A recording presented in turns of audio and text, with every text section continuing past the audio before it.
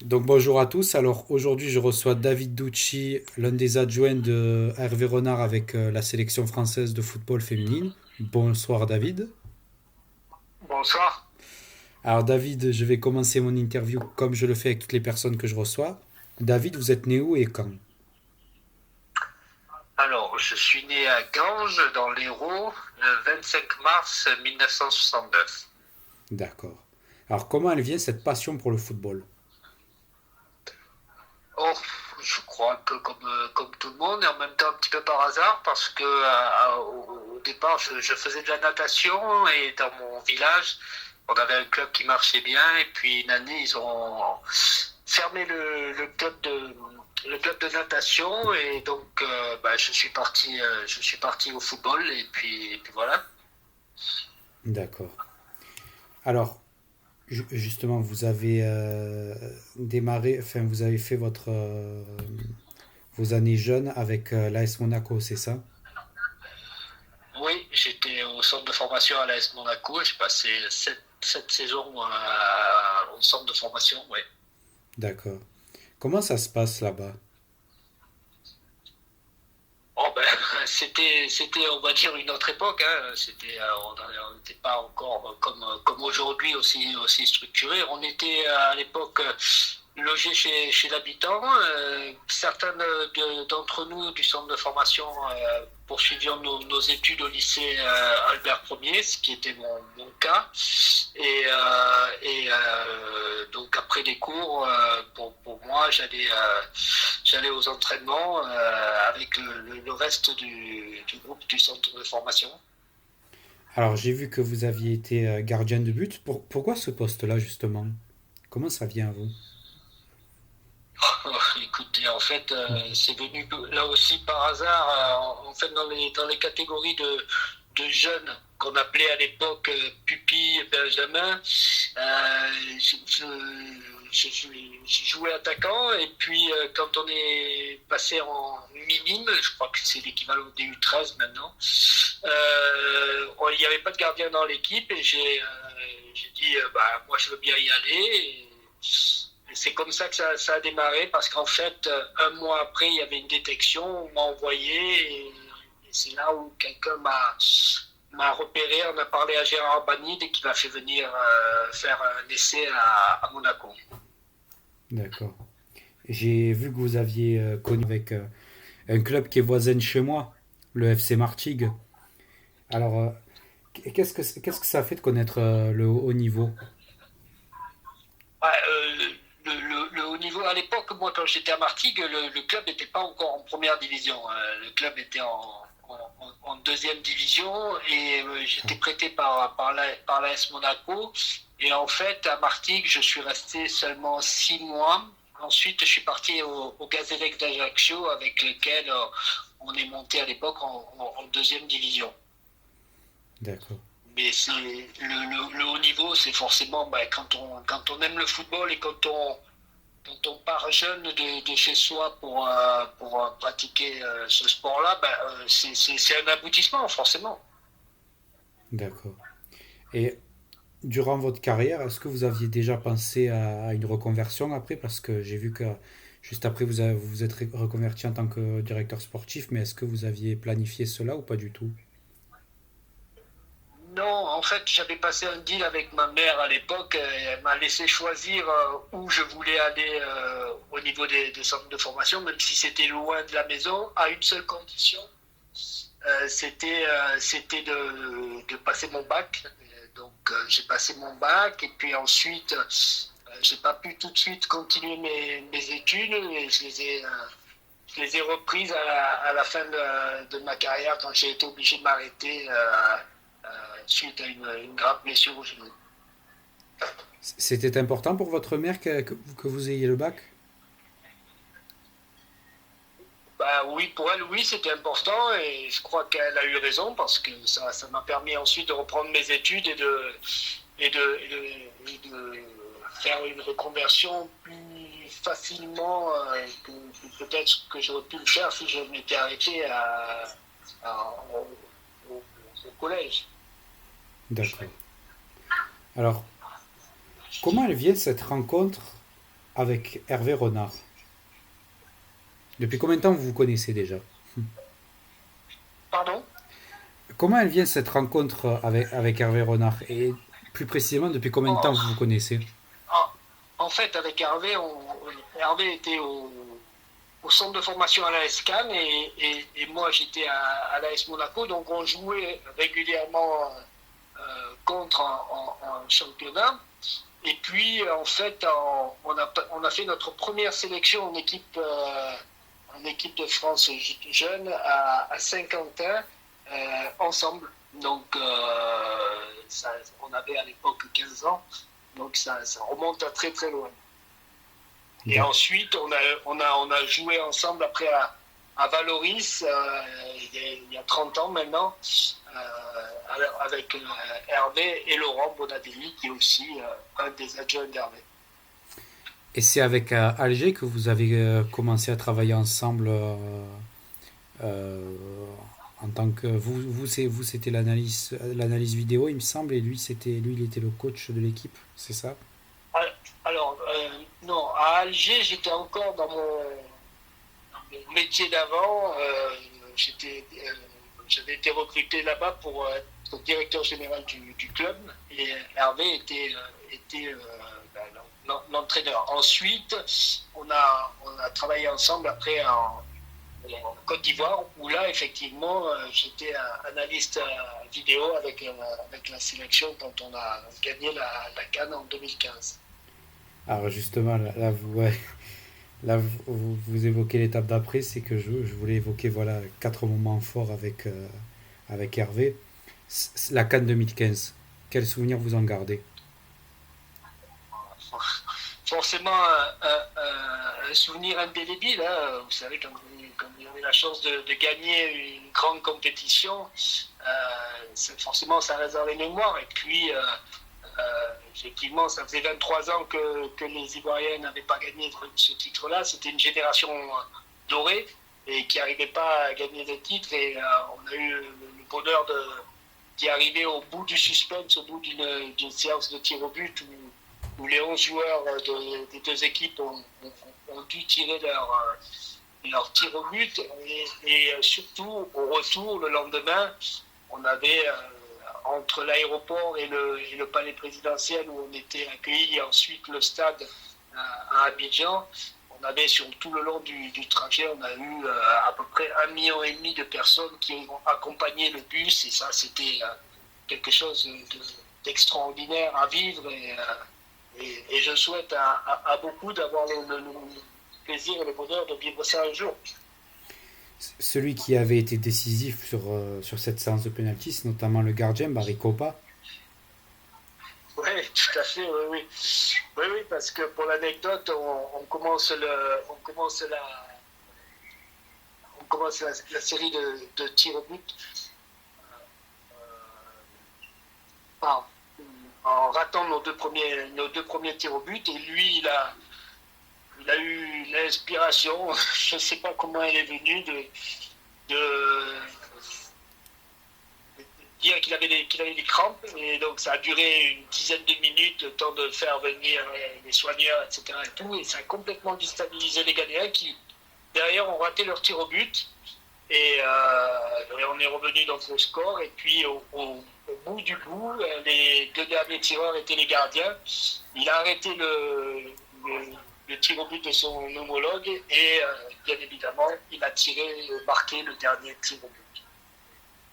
D'accord. Alors, on reste en Afrique, mais cette fois-ci, on va beaucoup plus au nord, du côté du Maroc. La Coupe du Monde Ouais. 2018. Alors, vous tombez dans une poule qui est difficile avec l'Espagne et le Portugal. Mais pourtant, même s'il y a eu une contre-performance, je pense à l'Iran, vous arrivez quand même à accrocher l'Espagne 2-2. Est-ce que ça reste quand même. Est-ce qu'il y a un sentiment d'échec, mais quand même qui est rattrapé par le fait que vous avez quand même donné du fil à retordre à une grosse sélection, ou c'est vraiment un sentiment d'échec, mine de rien? En fait, on est très frustré par la Coupe du Monde en 2018 d'abord parce que on perd ce premier match dans les arrêts de jeu avec un but contre notre camp. Donc ça, c'est vraiment très frustrant, sachant qu'on ce but qu'on prend, c'est au moment où, sachant qu'en deuxième mi-temps, l'Iran n'avait pas tiré une seule fois au but. Donc c'était vraiment très frustrant pour nous. Ça a été la première frustration. Ensuite, alors après, c'était pas vraiment une contre-performance. Tout le monde pensait que c'était facile de jouer l'Iran, de battre l'Iran, mais à l'époque, ils étaient devant le Maroc au classement FIFA, donc c'était quand même une équipe sérieuse. Et ensuite, on joue le Portugal, on perd 1-0 sur un but de Ronaldo qui est entaché d'une faute flagrante et qui n'est pas sifflé. Et il y avait la VAR pourtant. Il y avait la VAR, on nous refuse un tir au but également. Et ensuite, on a ce match contre l'Espagne où ils égalisent en fin de match, pareil, sur un coup de pied arrêté qui aurait dû être tiré de l'autre côté et qui frappe de l'autre côté et on prend le but là-dessus. Bref, on a eu beaucoup de frustration, beaucoup d'erreurs d'arbitrage. On s'est senti lésé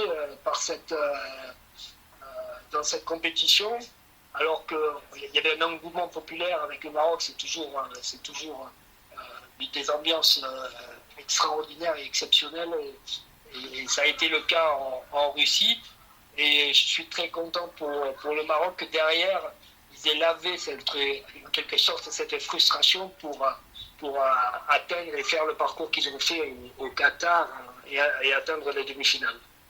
Vous pensez que cet échec de 2018, ça a donné un élan pour faire beaucoup mieux en 2022?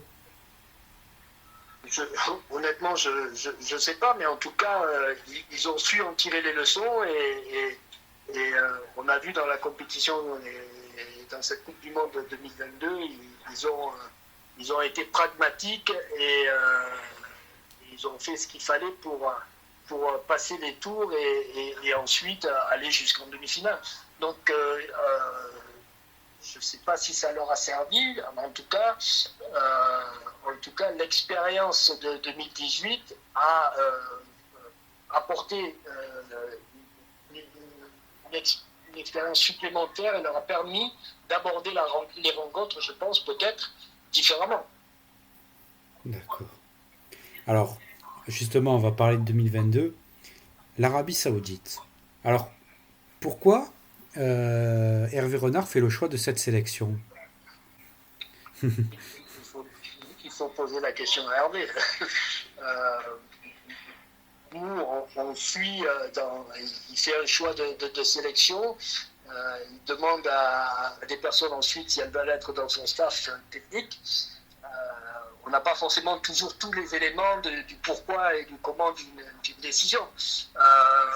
Il fait le choix peut-être de l'Arabie Saoudite, déjà pour découvrir de nouvelles compétitions. Je pense que l'idée au départ, elle était sûrement là, puisqu'il avait fait plusieurs CAN, il en avait gagné 2, donc l'idée c'était peut-être d'aller voir un autre football, une autre confédération. Et à ce moment-là, l'Arabie Saoudite cherchait un entraîneur et ils ont trouvé un accord pour qu'il puisse diriger la sélection. Parce que on est plusieurs à le penser et on s'attendait à ce qu'ils reprennent une sélection africaine. On s'attendait à ça, donc c'est pour ça que le choix de l'Arabie Saoudite au départ a un peu surpris beaucoup de monde, quoi. Voilà. Alors, on va se remémorer. Disons que quitter le Maroc pour prendre une autre sélection africaine à ce moment-là, non, c'était pas l'idée. À ce moment-là, si Hervé avait voulu poursuivre en Afrique, il serait resté avec le Maroc. Non, je pense que l'idée, elle était vraiment plutôt de découvrir un autre football, une autre culture et l'occasion s'est présentée et il l'a saisie. D'accord. Alors, on va se remémorer un an avant et Argentine-Arabie Saoudite. Et quel match ça a été, surtout quand on voit ce qui se passe à la mi-temps. Alors, vous y êtes à la mi-temps, dans le vestiaire? Oui, oui, bien sûr, bien sûr. Ce qu'il faut se rappeler, c'est qu'en première mi-temps, on a été bousculé. Après l'ouverture rapide du score sur penalty, un penalty, là aussi, on était très très frustrés par ce penalty parce que, on va dire, ils l'ont obtenu, on va dire, à l'expérience. Euh, donc, ils ouvrent le score et derrière, ils ont ils marquent même une ou deux fois des buts refusés pour hors-jeu, mais vraiment très très limite.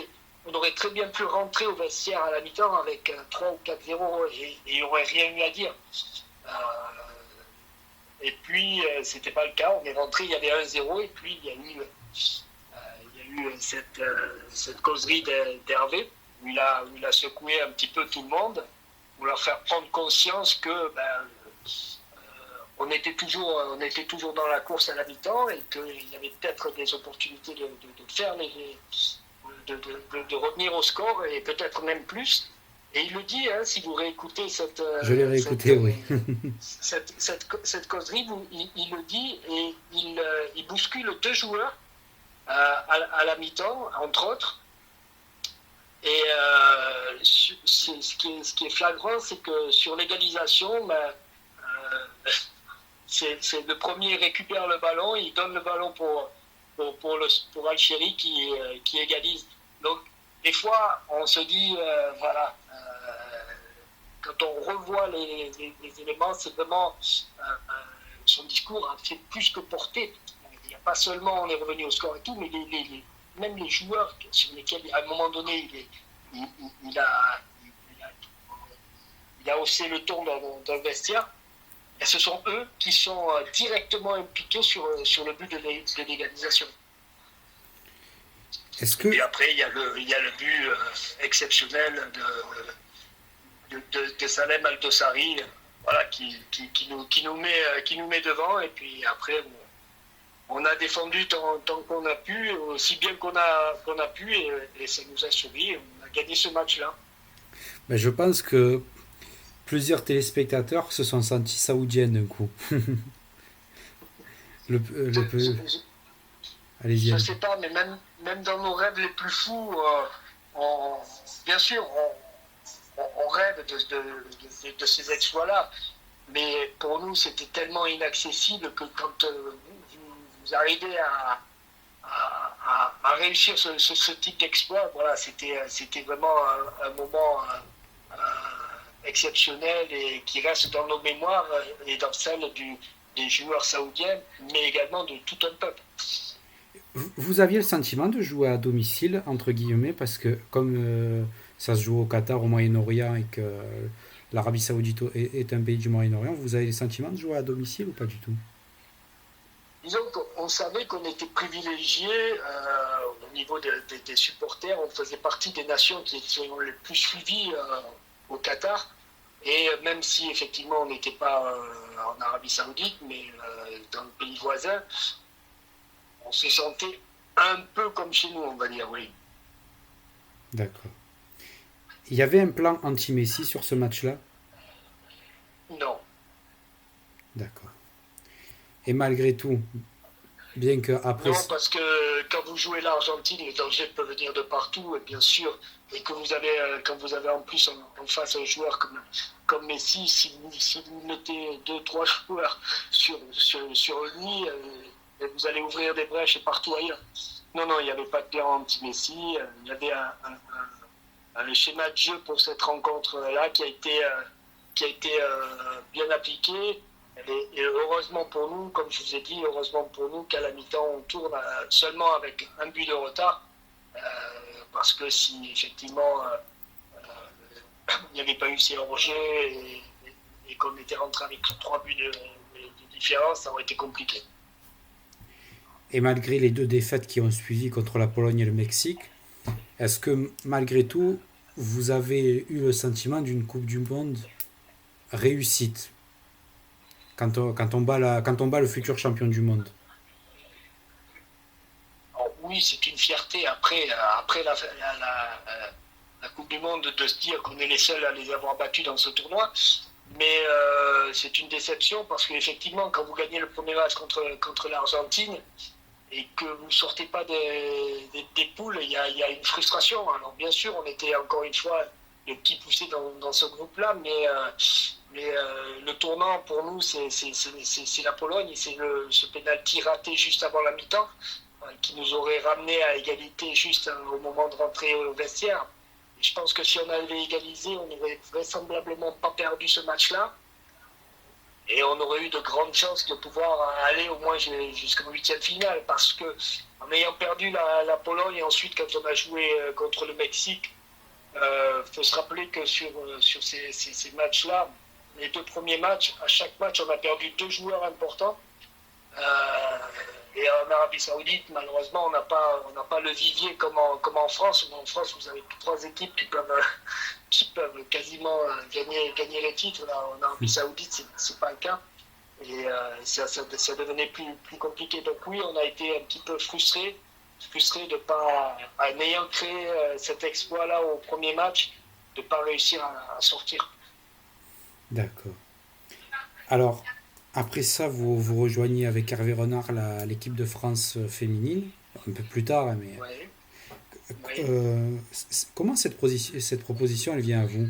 Enfin, déjà, est-ce que vous avez un sentiment de fierté? Est-ce que vous allez quand même représenter votre pays? Ça vous fait quelque chose? Ouais. C'est essentiellement pour ça que Hervé qu'on l'a accompagné dans ce projet. C'est pour quand vous êtes français, pouvoir diriger l'équipe nationale de votre pays, qu'elle soit masculine ou féminine, forcément c'est une grande fierté. Et puis en ayant deux grandes compétitions en moins d'un an, qui étaient la Coupe du Monde et les Jeux Olympiques qui vont arriver cet été.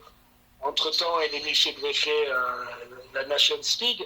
C'était la possibilité avec un groupe très talentueux de joueuses qui ont la capacité d'aller se battre pour les titres, de dire voilà, on va essayer de rapporter ce premier titre qui montre le football féminin français. Alors, il y a cette Coupe du Monde en 2023 en Australie qui se termine au penalty face à l'Australie, justement, le pays hôte. Alors, comment vous la ressentez, vu du banc, les tirs au but, la séance? Ah, on est passé par tous les sentiments, hein. Encore une fois, si vous vous rappelez cette série, Mhm. ça a soufflé le chaud et le froid. À un moment donné, on s'est dit, bon, ça ne peut plus nous échapper, c'est pas possible. Et puis malheureusement, si, ça nous a échappé. Mais encore une fois, une séance de tir au but, c'est un exercice particulier. Ça ne nous a pas souri cette fois-ci. On avait eu la chance avec Hervé, ça nous sourit avec la Côte d'Ivoire. Donc, voilà, on aurait préféré. Je pense que pendant les 120 minutes, on a eu les opportunités de gagner le match. Malheureusement, on a manqué un tout petit peu d'efficacité, parfois de justesse pour y arriver. C'est dommage parce que je pense que malgré les blessures et malgré les absences, il y avait peut-être la place de faire quelque chose. Et avec les JO 2024 qui arrivent chez nous, vous pensez Oui, qu'il y a la possibilité d'aller la chercher, cette médaille? euh, oui, mais Hervé a accepté le challenge aussi pour aller chercher peut-être ce titre olympique. Donc, oui, oui, on y va avec cette ambition. Euh, mais on sait aussi que ce sera très difficile parce qu'il n'y aura que 12 équipes et que le tournoi sera très, très relevé.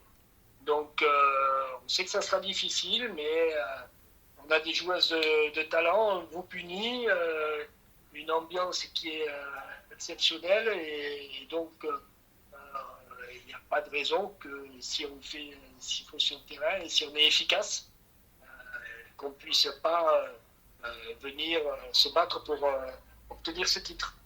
Vous allez avoir une grosse pression, n'empêche, parce que c'est vous que c'est on est le pays hôte. Oui, mais quand on fait du football de haut niveau, la pression, ça fait partie de, du jeu. Donc, oui, on sait qu'on est attendu, on sait que on a envie qu'on décroche le titre, nous aussi. On aura la pression, mais on a envie, malgré la pression, d'arriver à réussir ce challenge. D'accord. David Ducci, dernière question que je pose à toutes les personnes que j'interviewe. Quelle est la personne que vous me conseillez d'interviewer? Alors là, c'est euh, moi je vous dirais Wendy Renard. D'accord. Je vous dirais Wendy Renard pour voir une grande championne euh, qui, euh, qui, a- qui va être notre leader et je crois que le football féminin mérite euh, d'être mis en avant et on a une très grande championne, c'est pas la seule, mais elle a une carrière et un palmarès en club qui est assez exceptionnel et elle fait partie de ces joueuses qui ont beaucoup gagné, comme Eugénie Le Sommer, comme Amandine Henry et d'autres, et qui mériteraient d'accrocher un titre international. Eh ben, en tout cas, c'est ce qu'on nous souhaite pour cet été. Moi, je vous remercie d'avoir accepté l'entretien. Je vous souhaite le meilleur pour la suite et de nous ramener cette médaille olympique. En tout cas, on sera là pour vous soutenir. Et écoutez, ramener la médaille à la maison, c'est ce que j'ai envie de dire pour finir l'entretien. Merci à vous, David. Merci. Bonne soirée. Au revoir. Bonsoir.